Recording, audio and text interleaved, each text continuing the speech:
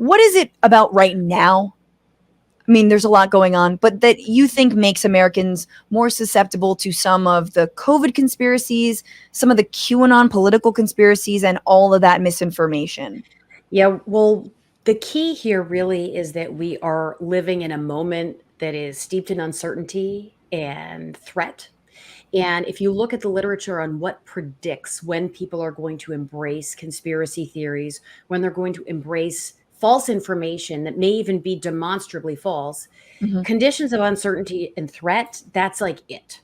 And so to be in a climate of COVID, when we've all been socially distanced from one another, after months and months of not really even understanding exactly how this virus works, right? On the one hand.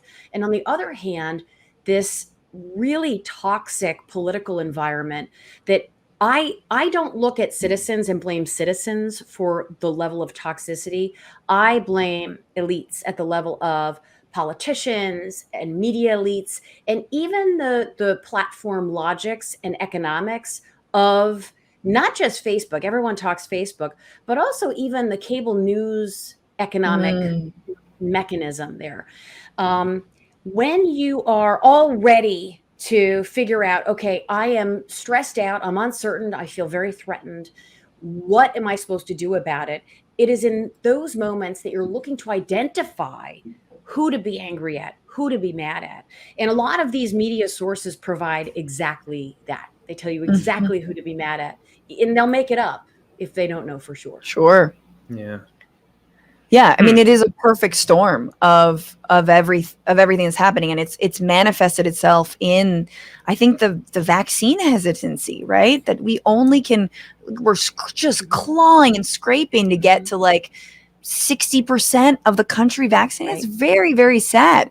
And one question people have asked me a lot, for folks who either had family members who they were like, I think they might have been in the Capitol riots, or family members who are really hesitant about getting the vaccine.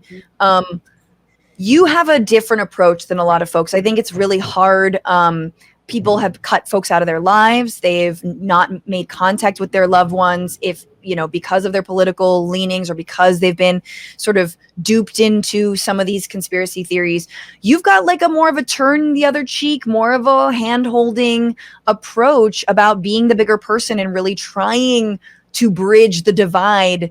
Can you With, explain with why that's your approach? with caveats, okay? You got it. Because let it be known that there are times when engaging with folks who believe in in disinformation and conspiracy theories also means engaging with people who are saying things that are hateful and harmful, maybe Yeah. to you, maybe to marginalized groups.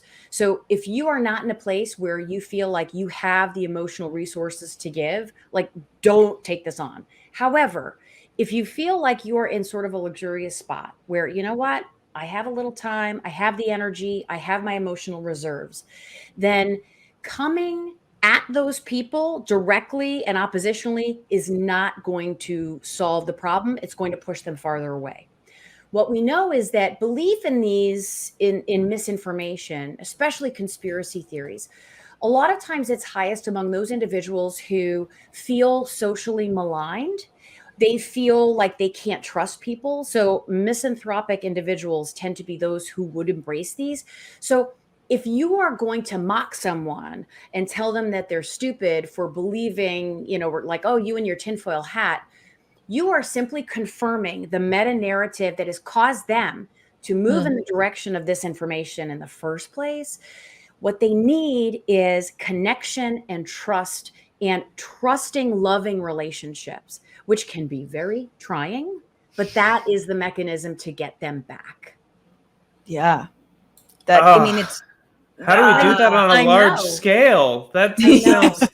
That It's very sounds hard. It's so like, do hard. you know what's so how funny, many Jesse? Teddy Grams you got to send? Just like, hi, my name is. When you I don't Yeah. say, know. how do you do this at scale? Yeah. All of the work that I am doing and that other folks in political psychology and communication are doing, that's the big question, right? Like, how do you do this at scale? Because that is the Yeah. problem.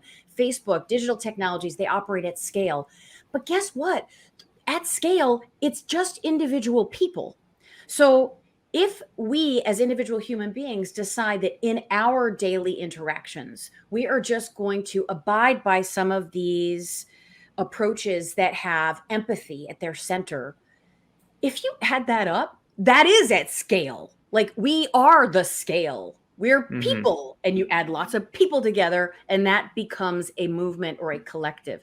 So, just thinking big, and thinking big starts with thinking about what you have agency to do, just yourself. Do you have any plans for like how to convince people to adopt this mentality about it? Because I'm sure there are a lot of people on Twitter who, they got that nice one-liner and they don't want to have to put that back in their pocket, Yeah, that's it. I mean, the my friend Jen Murcia, who is a professor at Texas A&M, talks about the outrage culture. That it's not just outrage programming, but that the culture and the socialization in social media, the norm is outrage. And so we're incentivized to say things. And I do it all the time. I will stop myself. I delete things because I'm like, I'm doing it. I am doing the thing. I am putting out toxicity. So in terms of what my approach is to try to stop it, I think that the more people understand that mis and disinformation, this is like a whole other layer of conversation, but the mis and disinformation problem, I will tell you right now, will never be solved on the side of taking down accounts, content moderation, Facebook blocking people. That is not what's going to solve the problem alone. What's going to solve the problem is a reduction in demand for false information, which is a whole different ballgame. So where does the demand come from? Well, the demand itself is cultivated by some of these psychological needs. These psychological needs are themselves activated by that toxicity. So if we start to think about the role that we play in exacerbating other people's needs for bullshit, all of a sudden it's like, oh, okay. So everything I put out there could contribute to that climate.